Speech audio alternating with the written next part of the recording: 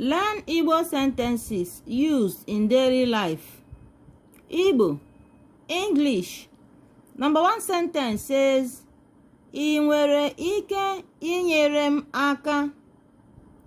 Ị nwere ike inyere m aka?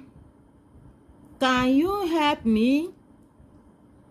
Another one says, "Ị na-eme ka nwatakịrị."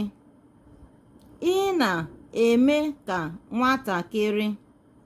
Meaning, you are behaving like a child. Enweghị m ọrụ m ji n'aka ugbu a. Enweghị m ọrụ m ji n'aka ugbu a. I don't have work at hand now. I don't have work at hand now.